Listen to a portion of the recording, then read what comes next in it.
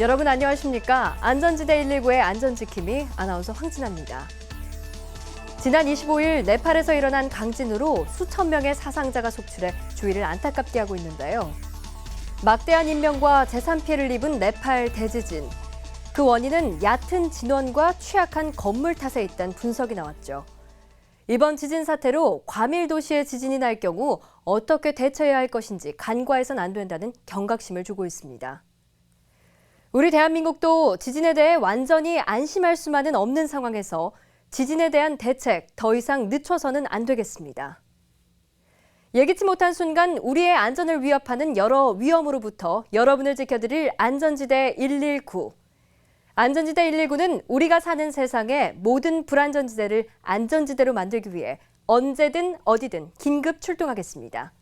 오늘 소개할 안전이 필요한 곳입니다.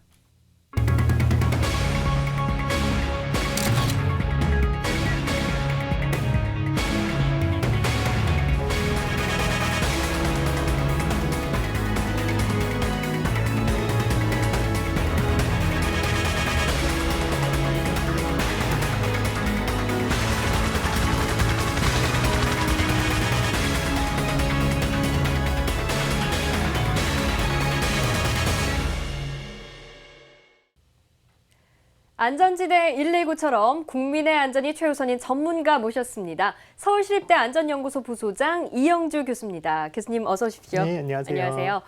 교수님, 이 인구가 밀집해 있는 곳에서 일어나는 사고는 인명이나 재산 피해가 커서 더 위험하잖아요. 네. 이번에 발생한 이 네팔 대지진도 인구 과밀 도시이기 때문에 그 피해가 더 크게 느껴졌는데요. 네. 오늘 저희가 준비한 사고 화면 역시 인구 밀집 지역 화재 사고입니다. 이 인구 밀집된 지역에서의 사고 어떻게 보시나요? 네, 현대사회에서 발생하는 재난들은 대부분 다 도시에서 발생하는 재난이라고 보시면 될 것 같고요. 네. 도시라는 이 특성상 많은 사람들과 또 건물, 시설물들이 집중돼 있다 보니까요. 그 피해도 굉장히 막대하거든요. 사실 도시가 처음 생겨난 이후의 화재는 항상 도시를 위협해 왔는데요. 여러분들이 잘 아시는 네로 황제 시대의 어떤 로마 대화재 네. 이런 것들, 그다음에 산업혁명 시기에 런던도 한번 전부 다 소실된 적이 있고요. 또 심지어는 우리나라의 조선 시대에서도 한양의 대부분이 소실됐던 대화재를 겪었었어요. 맞습니다. 그래서 이러한 화재들은 지금 현재에도 계속 진행 중에 있고요. 또 특히 아파트라든지 다세대 주택에 살고 계신 분들은 나의 안전뿐만 아니라 이웃의 안전도 신경을 꼭 쓰셔야 되겠죠. 그렇습니다. 요즘 이 아파트나 인구 밀집 지역의 상가, 화재 빈번하게 일어나고 있는데요. 이 한순간의 방심과 부주의로 인해 우리의 안전과 생명을 위협당하는 일이 없도록 위험천만한 불안전지대들을 속속들이 점검해 보겠습니다. 먼저 인구 밀집 지역 화재 현장으로 긴급 출동합니다. 저녁 7시 22분 4층짜리 건물의 옥상에서 난데없이 시뻘건 불길이 치솟고 있습니다. 신고를 받고 출동한 서대문 소방서 소방구조대원들이 거센 물줄기로 다급하게 진화 작업을 펼치고 있는데요. 이 갑작스런 건물 옥상 화재 소식에 주민 6명이 긴급히 대피했습니다. 119 소방대원들의 신속한 화재 진화로 다행히 인명피해는 없었는데요. 소방당국은 건물 옥상에 설치되어 있는 에어컨 실외기가 과열되면서 불이 시작된 것으로 추정하고 있습니다.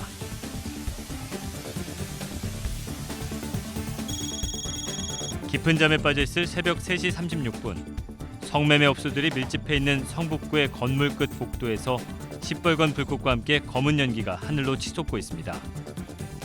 신고를 받고 출동한 119 소방대원들이 화재 진압에 즉각적으로 돌입했는데요. 다행히 불은 인명피해 없이 500만 원의 재산 피해에 그쳤지만 성매매 업소들이 모여있는 지역인지라 하마터면 대형 인명피해로 이어질 뻔한 이 화재의 원인을 밝히기 위해 119 화재조사반 FSI는 정밀조사를 벌이고 있습니다. 밤 10시 7분 노원구에 있는 아파트에서 화재가 발생했습니다. 아파트 5층 베란다에서 뿜어져 나오는 시커먼 화재 연기가 밤하늘을 뒤덮고 있는데요. 5층 베란다에서 솟구쳐 나온 연기가 위층을 덮쳐오자 주민들이 놀라 대피하는 큰 소동이 벌어졌습니다. 경찰과 소방당국은 베란다에 놓여있던 김치냉장고의 전선이 눌려 피복이 벗겨졌고 그 벗겨진 전선 부분이 과열되면서 화재가 발생한 것으로 보고 정확한 화재 원인을 조사하고 있습니다.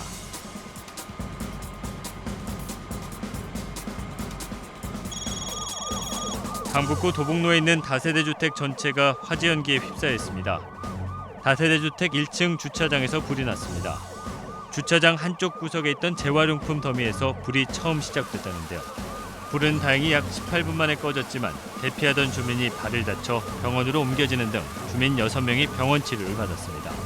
주차장에서 발생한 화재인 만큼 차량 7대가 그을리고 전소돼 5천여만 원의 재산 피해도 발생했습니다.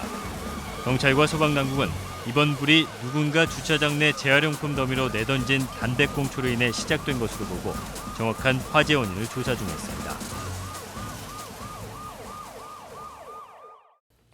교수님, 이 앞서 본 영상 아파트 상가 같은 인구 밀집 지역의 화재였습니다. 이 인구 밀집 지역에 화재가 더 잘 발생하는 이유 뭘까요? 네, 인구 밀집 지역의 경우에는요, 건물들의 밀도가 굉장히 높아서요. 화재 시 이제 다른 건물로의 주변 건물로의 확산이 굉장히 크거든요, 가능성이. 네. 게다가 이제 인구가 밀집돼 있다 보니까요, 항상 사용되고 또 이제 계속 사용되다 보니까 오래돼도 개보수를 하거나 새로 짓거나 이런 부분들이 상당히 어려워서 그렇겠네요. 계속 노후화된 채로 그냥 유지가 되거든요. 또 실제로 또 많이 사용하다 보니까 임의로 개조를 한다거나 변경을 해서 사용하는 경우들도 많아서요, 항상 안전에는 취약한 상태입니다. 네, 그러면 이렇게 인구가 밀집되어 있는 곳일수록 인명과 재산 피해가 더 높기 때문에 더 주의를 해야겠는데요. 대비책을 우리가 알고 있어야 되잖아요. 네. 일단 많은 사람들이 이제 사용하는 밀집되어 있거나 또 많이 사용하는 이런 건물의 경우에는요, 가장 중요한 게 안전한 피난 경로를 확보하는 게 제일 중요하거든요. 왜냐하면 일단 화재가 발생을 하면 건물 내 사람들이 안전하게 대피하는 것이 가장 첫 번째니까요. 그렇죠. 그런데 이제 대규모 상가들이라든지 대부분의 건물들에 가보면은요, 그 구조가 굉장히 복잡해서 출입구 위치를 쉽게 확인하기도 어려운 경우들이 많고요. 또 일부 출입구는 관리 편의상 잠궈 놓거나 또 종종 뭐 이런 부분들을 잘 관리가 잘 안 되는 경우들이 굉장히 네. 많은데요. 이렇게 관리하시면 절대 안 되고요. 또 출입구를 잘 확인할 수 있도록 유도 표지라든지 피난 출구 표지를 명확하게 해야 됩니다. 또 대피하는 경로가 아주 긴 경우 이런 네. 경우들이 있는데요. 이런 때는 이제 피난 유도선이라고 해서 벽을 따라서 이렇게 선 형태로 이렇게 안내하는 표지도 있고요. 또 바닥에 유도등을 설치하는 이런 형태로 이런 피난에 도움을 주는 설비들을 추가로 설치해 놓으면 굉장히 좋습니다. 네. 또 아울러서 사람들이 화재를 빨리 감지해서요, 빨리 알려줄 수 있는 이런 감지 시스템이라든지 또 이런 것들을 실제로 화재가 났을 때 작동하는 소방 시설들 이런 것들이 잘 설치되고 또 정상 작동하는지 이런 것들을 유지 관리를 잘 하시는 것이 좋습니다. 역시 평상시 관리가 중요하네요. 근데 이 주변 건물로 이 난 화재가 확산되지 않도록 막는 것도 상당히 중요한 부분이잖아요. 네, 그것도 굉장히 중요하죠. 저희가 이제 의정부 화재에서도 또 경험을 했었는데요. 실제로 이제 주변 건물로 화재가 확산되는 것들을 차단하기 위해서는요, 내장재라든지 외장재 어떤 적용이 굉장히 중요하기 때문에 이런 부분들을 주의하시는 것이 바람직한데요. 네. 특히 이제 외장재의 경우에는요, 한번 불이 붙어서 타기 시작하면은요, 주변 건물로 확산이 바로 이어지기 때문에 이런 문제가 굉장히 큽니다. 네. 그래서 값싸고 시공이 편리한 뭐 드라이비트 같은 이런 재료들을 써서 건물을 짓다 보니까요, 굉장히 좀 취약해지는데요. 좀 비용이 더 들더라도요, 불영성 혹은 또 난연성 재료를 적용해서 조금 더 안전하게 하시는 것이 좋겠습니다. 네, 안전이 무엇보다도 중요한 법이니까요. 이 한순간의 부주의와 안전 불감증으로 소중한 보금자리를 잃는 것도 모자라 생명까지 위협받는 일이 없도록 각별히 주의해야겠습니다. 1초의 방심도 허용되지 않는 곳, 바로 차들이 쌩쌩 달리는 도로 위죠. 이 지하차도의 날벼락 같은 추돌 사고로 인해 차에 갇히고 인도로 미끄러진 버스로 인해 부상자가 속출했습니다. 지금 그 현장으로 긴급 출동합니다. 형체를 알아볼 수 없을 정도로 심하게 찌그러진 승용차에서 구조 작업이 한창입니다. 밤 9시 40분쯤 서울 강동구 지하차도에서 48살 남성이 몰던 승용차가 중앙분리대 정면으로 부딪혔습니다. 승용차가 교각을 들이받았다는 신고를 받고 현장 도착해보니 구급대에서 심폐소생술을 실시하고 있었고, 저희가 이제 유압 장비를 이용하여 그 찌그러진 차량을 전개하여 이 구조자를 안전하게 구조 완료하여 병원으로 이송하였습니다. 이 사고로 승용차 운전자가 크게 다쳐 병원으로 이송됐지만 안타깝게도 사망했는데요. 경찰은 승용차가 중앙선을 넘어 추돌 사고를 낸 것으로 보고 음주 여부를 포함해 정확한 사고 경위를 조사하고 있습니다. 이번에는 다인승 차량의 추돌 사고 현장입니다. 새벽 4시쯤 강남 동호대교에서 양재대교로 가던 승합차가 앞서 가던 승용차를 뒤에서 들이받았습니다. 많은 119 구조대원들이 투입돼 현장 구조에 나섰는데요. 이 사고로 승합차에 탑승한 6명이 부상을 입어 병원으로 이송됐습니다.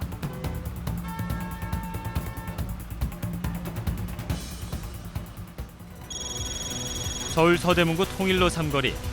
시내버스 한 대가 인도로 돌진해 건물벽에 차 앞머리를 박고 서 있습니다. 오전 11시 40분쯤 서울 여자간호대학 앞 삼거리에서 시내버스가 빗길에 미끄러지면서 중앙선을 침범해 마주오던 승용차 충돌에 승객 등 6명이 부상을 입었습니다.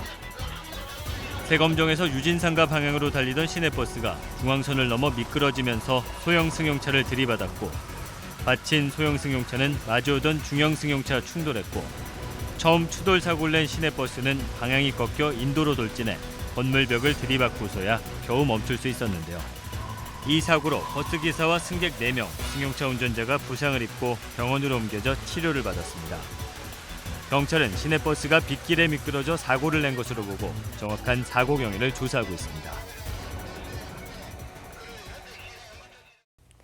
교수님이 앞서 본 것처럼 요즘 버스 사고가 상당히 많이 발생을 하고 있어요. 얼마 전에 대구에서도 술이 덜 깬 기사가 몰던 시내버스가 인도로 돌진한 사고가 있었죠. 버스는 아무래도 많은 승객들이 타고 있잖아요. 그런 만큼 안전에 더욱 주의를 기울여야 할 텐데요. 기사의 부주의도 있지만 이 버스 사고가 자주 발생하는 원인 그리고 대책에 대해서 좀 알아볼까요? 네, 원인이라고 하면은 기본적으로 운전 기사의 부주의, 음주운전 뭐 이런 것들도 있지만요. 또 실제로 블랙박스를 확인해 보면은요, 종종 급발진 이런 것들 때문에 차량 자체에 문제가 있는 경우들도 있거든요. 하지만 이제 경찰의 통계에 따르면은요, 가장 큰 원인은 역시 이제 피로감 이런 것들에 따른 이제 졸음운전, 또 운전 부주의 이런 것들이 이제 가장 큰 원인인데요. 운전자들이 대부분 15시간 이상씩을 운전을 하신다고 그래요. 피곤하시겠죠. 예, 그렇기 때문에 운전기사님들의 어떤 근무 시간을 줄이고 또 차량의 정비라든지 또 노후된 차량들을 이제 운행을 제한하는 등의 어떤 방안들이 굉장히 좋지만 또 이런 방법들을 선택하려면 충분한 예산이 확보가 돼야 되거든요. 또 예산을 확보하려면 일반 시민들이 또 교통비를 더 내셔야 되고 이런 문제들 때문에 쉽게 개선이 되기는 좀 어려운 상황입니다. 네, 사실 이 뭐 간단한 문제는 아닌 것 같은데요. 피로에 음주까지 더해져 안타까운 사고가 빈번히 일어나고 있는 버스 사고. 힘들더라도 조금만 더 주의를 기울이고 철저한 차량 점검으로 교통사고의 위험에서 벗어날 수 있도록 지혜를 모아야겠습니다.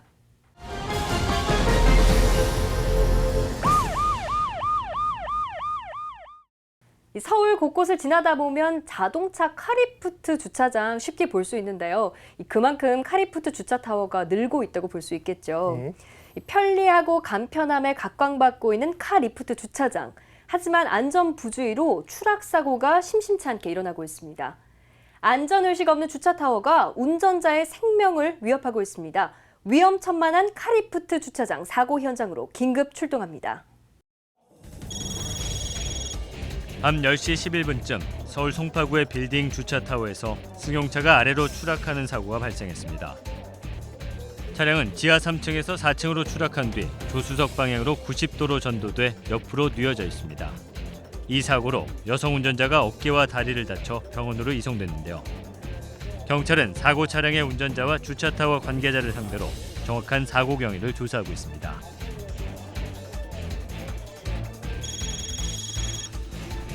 중랑구 망우동에 위치한 공사장에서도 비슷한 추락 사고가 발생했습니다.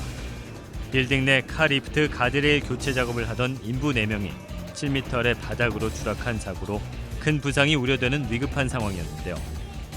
천만다행으로 추락한 인부 4명 모두 가벼운 부상만 입어 현장에서 응급조치 후 병원으로 긴급 이송됐습니다.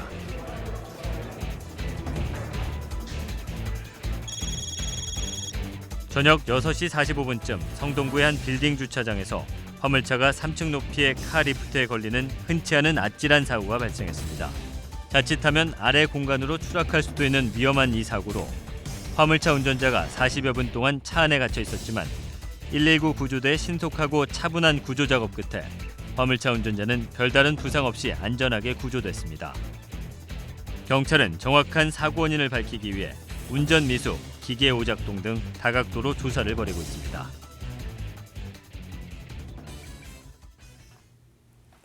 교수님, 지금 본 이 카리푸트 주차장 추락 사고의 원인은 어떻게 보시나요? 네, 안전사고가 끊이지 않고 있는 이제 카리프트 그 원인으로는요, 사용자나 관리자의 부주의, 그다음에 이제 관리 소홀에 의한 것이 이제 가장 큰데요.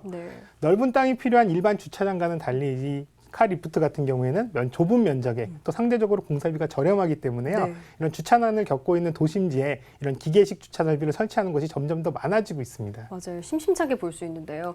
하지만 이 일명 주차타워라고 불리는 이 기계식 주차장의 경우는 현행법상 관리인을 의무적으로 둬야 하는 규정이 없어서 안전관리 사각지대에 놓여 있다. 이런 지적이 상당히 많던데요. 어떤가요? 네, 맞습니다. 주차타워의 경우에는요, 기계 시스템으로 운영하기 때문에 사실 작동이라든지 안전관리가 굉장히 중요하거든요. 맞아요. 네. 근데 그럼에도 불구하고 관리인을 의무적으로 둬야 되는 규정들은 없습니다. 이렇다 보니까 대부분 비용을 더 자발적으로 들여서 관리인을 별도로 두는 경우는 흔치가 않죠. 그렇다면요, 뭐 안 쓸 수도 없고 이 주차타워 좀 더 안전하게 제대로 사용할 수 있는 방법은 없을까요? 네, 기계주차장에 가셨을 때는요, 주차를 대신해 주는 분이 있다고 하면요, 가급적 그분에게 주차를 맡기시는 것이 좋습니다. 네. 또 불가피하게 본인이 직접 주차를 해야 되는 경우에는요, 주차 시스템에 게시된 이용 방법을 우선 꼼꼼히 잘 읽어보시고 따르는 게 중요해요. 왜냐하면은 주차 시스템마다 약간씩 사용법이 좀 다르거든요. 그렇기 때문에 네. 그 본인이 주차하려는 그 기계식 주차에 맞는 주차 네. 방법을 적용하셔야 되고요. 또 그리고 기본적으로 기계식 주차 시에는요, 동승자들은 반드시 우선 내리고, 내리고. 예, 운전자만 탑승한 채로 주차를 하셔야 되는 점 잊지 마시고요. 또 이제 뒤에 주차를 다른 차들이 막 밀려 있다 그래서 너무 조급해 하셔가지고 조급해져요. 조급해 네. 하시다가 또 사고가 발생할 수도 있으니까요. 네. 충분히 여유 있게 주차를 하시면 되겠습니다. 네. 예기치 못한 사고, 누구라도 그 피해 당사자가 될 수 있습니다. 그저 철저한 예방만이 나와 이웃의 안전을 지키는 최고의 대비 책임을 절대 잊지 말아야겠습니다.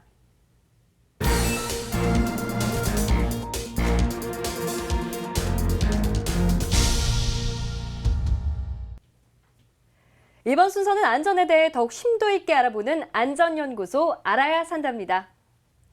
오늘 긴급 점검해 볼 안전연구소 주제가 산악사고인데요. 교수님, 요즘 이 완연한 봄이잖아요. 등산객들이 점점 늘고 있습니다. 따라서 봄철 산행 시에 아무래도 주의해야 할 점이 많을 텐데요. 해마다 심심치 않게 발생하고 있는 이 산악사고 원인이 뭘까요? 네, 2015년 산림청에서 발표한 자료에 의하면요, 이런 웰빙에 대한 관심이 높아지면서 성인 인구의 5명 중에 4명이 산행을 하고 있대요. 거의 다 하네요. 네, 또 특히 이제 극한 운동, 뭐 익스트림 스포츠라고 그래서 이런 것들이 굉장히 많이 확산이 되면서요, 암벽이라든지 빙병 이런 것들의 어떤 전문 등반의 어떤 기술을 필요로 하는 이런 것들을 이제 즐기시는 분들이 점점 늘어나고 있고요. 또 이런 것 때문에 산악사고의 발생률도 매년 급격히 늘어나고 있다고 합니다. 네. 그렇다면 요즘이 봄이다 보니 이 특히 봄철에 많이 일어나는 산악사고의 원인이나 유형 이런 게 있을까요? 네, 특히 봄철에 이제 이런 사고들이 많은데요. 지표면만 높고 속은 아직 얼어 있는 그런 경우들이 많이 있어서요. 산악사고 이런 것들에 굉장히 각별한 주의가 필요하다고 할 수 있는데요. 땅이 녹으면서 곳곳이 이제 질퍽질퍽하거나 네, 이제 맞아요. 미끄러워서 네. 낙상이라든지 골절 사고가 발생을 하기도 하고요. 또 자칫해서 추락하기도 하는 이런 상황이 발생을 하는데요.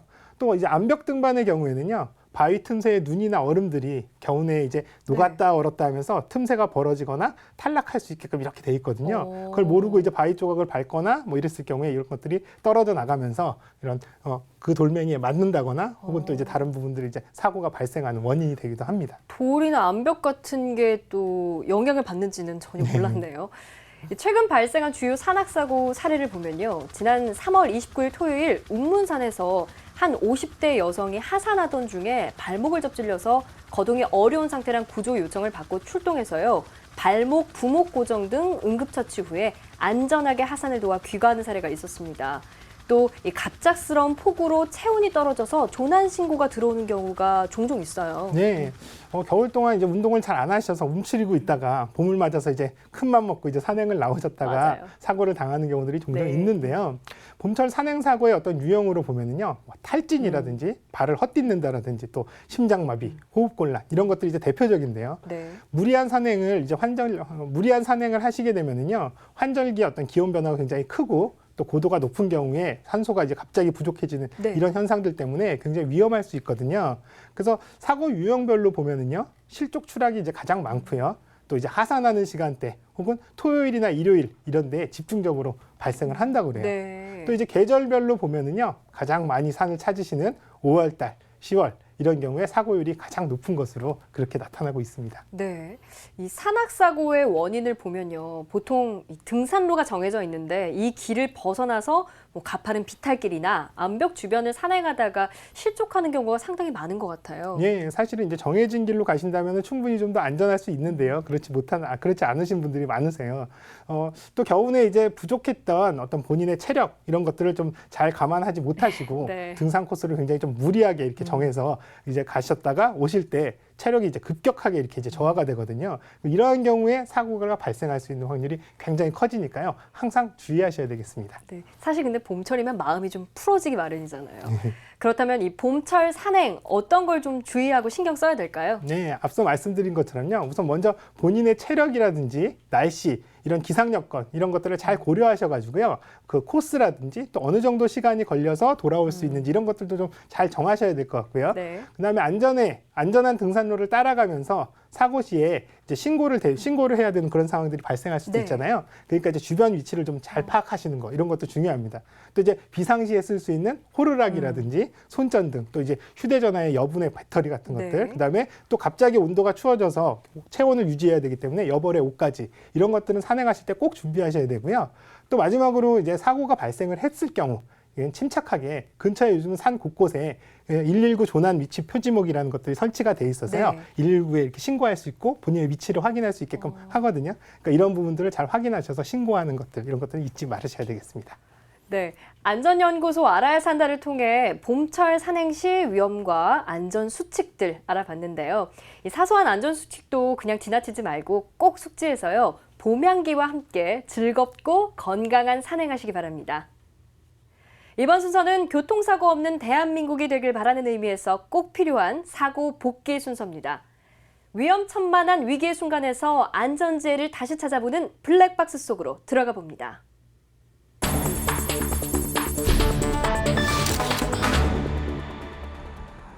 평화롭게 달려가는 도로 같은데요. 이게 뭡니까? 겁없이 튀어나오는 소형차와 꽝!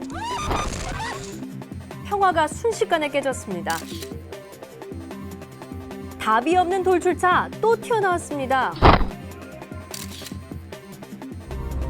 덩치만 믿고 차선 위반하는 무법자 화물 트럭인데요. 운전은 덩치로 하는 게 아니라 교통 질서로 한다는 거 명심하시기 바랍니다. 어둠이 채 가시지 않은 고속도로입니다. 뭐가 급한지 오픈카 그냥 치고 나가 중앙선을 넘어가 들이받고 맙니다. 운전자까지 튀어오르는 끔찍한 사고입니다.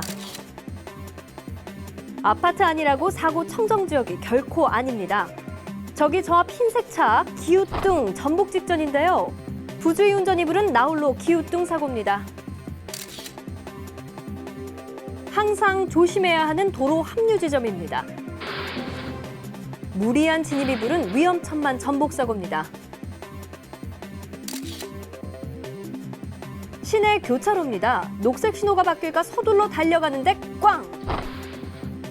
신호 바뀔까 걱정할 게 아니라 운전자 안위부터 걱정해야 할 눈 깜짝 전복 사고입니다. 달리던 트레일러 차에 실린 대형 컨테이너가 기우뚱 도로 위에 넘어지면서 속도를 멈추지 못하고 밀려가 전봇대까지 우지끈 부러뜨리고 맙니다. 출렁 내려앉은 전깃줄만큼이나 가슴이 출렁 내려앉는 아찔한 사고입니다. 아무 일 없어 보이는 고속도로입니다. 갑자기 뒤에서 꽝! 두 차 모두 전복되고 마는데요. 과속과 졸음운전이 부른 도로 위 참극입니다.